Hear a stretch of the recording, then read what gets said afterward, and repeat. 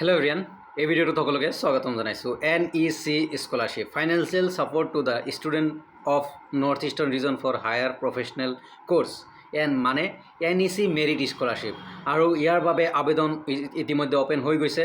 Scheme open on from 1st June 2026 01/06/2026 যিবোৰ ষ্টুডেণ্টে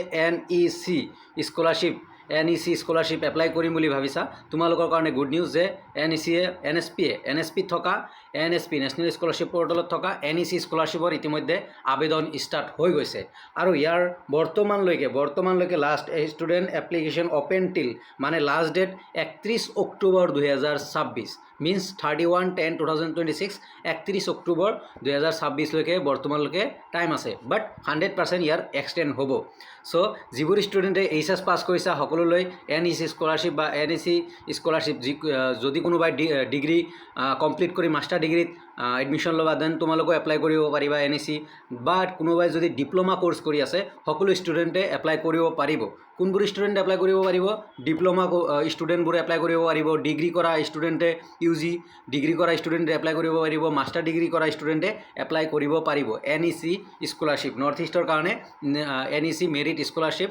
আৰু ইয়াৰে বাবে তোমালোকৰ ডকুমেণ্টছ কি লাগিব? এতিয়া আহিছোঁ ডকুমেণ্টছ লাগিব। তোমাৰ ফাৰ্ষ্ট অফ অল তোমাৰ মাৰ্কশ্বিট, ডিপ্ল'মা কোৰ্চ কৰাত প্ৰিভিয়াছ ইয়াৰ মাৰ্কশ্বিট লাগিবই।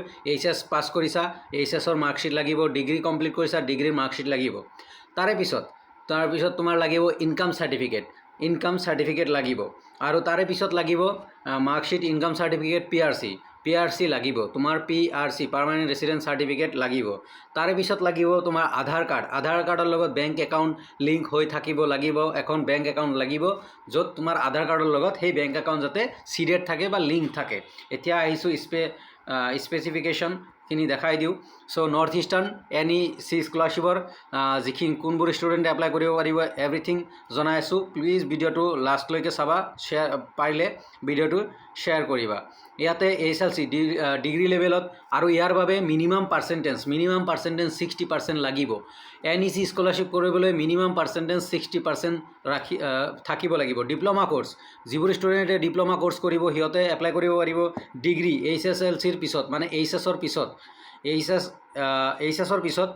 ডিগ্ৰী কৰিব যিবোৰ ষ্টুডেণ্টে সেইবোৰ ষ্টুডেণ্টে এপ্লাই কৰিব পাৰিব। পষ্ট গ্ৰেজুৱেশ্যন যিবোৰ ষ্টুডেণ্টে ডিগ্ৰী কমপ্লিট হোৱাৰ পিছত BA BSc BCom MA MSc BA BSc BCom BBA তাৰপিছত BTech বা LLB যদি কোনোবাই কৰে, MBBS ইঞ্জিনিয়াৰিং BTech বা BSc BA যদি কোনোবাই কৰে দেন এই স্কলাৰশ্বিপটো কৰিব পাৰিব। অ'কে, তাৰপিছত PG MPhil বা PhD কৰা ষ্টুডেণ্টেও এপ্লাই কৰিব পাৰিব। তাৰপিছত দেখাইছোঁ ইয়াতে PRC permanent resident certificate mandatory. তাৰে পিছত মই এমাউণ্টটো দেখাই দিছোঁ, এমাউণ্ট কিমান পাবা ইয়াতে চাই লোৱা। ডিপ্ল'মা ষ্টুডেণ্টৰ কাৰণে 20,000 পাৰ ইয়াৰ তোমালোকে NEC স্কলাৰশ্বিপৰ আণ্ডাৰত ডিপ্ল'মা কোৰ্চ কৰা যিবোৰ ডিপ্ল'মা কোৰ্চ কৰিবা, যেনে পলিটেকনিক এটা ডিপ্ল'মা হয়, diploma course polytechnic 3 years diploma বা ITI যদি কৰা দেন সিহঁতেও কৰিব পাৰিব। ডিপ্ল'মা কোৰ্চ হ'লে কৰিব পাৰিব 20,000 পাৰ ইয়াৰ। ডিগ্ৰী কৰা ষ্টুডেণ্টে পাব 22,000, পষ্ট গ্ৰেজুৱেট কৰা ষ্টুডেণ্টে পাব 25,000 25,000 পাৰ এনাম। MPhil বা PhD কৰা ষ্টুডেণ্টে 30,000 পাৰ ইয়াৰ পাব। অ'কে, চ' এইখিনি আছিল basic information regarding NEC scholarship. So' এতিয়া আহিছোঁ যে তোমালোকে কোনবোৰ ষ্টুডেণ্টে এপ্লাই কৰিবা। শুনা, ফাৰ্ষ্ট অফ অল কথা, যিবোৰ ষ্টুডেণ্টে HS কমপ্লিট কৰিছা তোমালোকে নিশ্চয় ঈশানোদয়ৰ কথা ভাবিছা বা 80,000 পাৰ ইয়াৰ ঈশানোদয়ত। চ' যিবোৰ ষ্টুডেণ্টৰ 80ৰ ওপৰত আছে দেন সিহঁতে ঈশানোদয় কৰিবা আৰু 80ৰ তলত যিবোৰ ষ্টুডেণ্টৰ আছে NEC মই প্ৰিফাৰ কৰিম, মোৰ অপিনিয়ন যে তোমালোকে NEC কৰিব পাৰা। 80ৰ তলত 70ৰ ওপৰত আছে NEC কৰিব পাৰা NEC। আৰু NECৰ কাৰণে মিনিমাম পাৰ্চেণ্টেজ 60 হ'ব লাগিব, মিনিমাম পাৰ্চেণ্টেজ 60। চ' যিবোৰ ষ্টুডেণ্ট 80ৰ ওপৰত প্লিজ ঈশানোদয় এপ্লাই কৰা।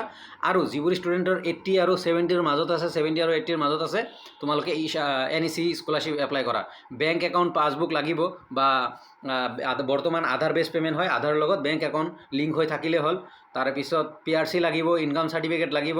অ'কে, চ' এইখিনি ইনফৰ্মেশ্যন দিবলৈ চেষ্টা কৰিছোঁ NEC স্কলাৰশ্বিপ ৰিগাৰ্ডিং। অতি সোনকালে আৰু ডিটেইলছত ভিডিঅ' বনাম।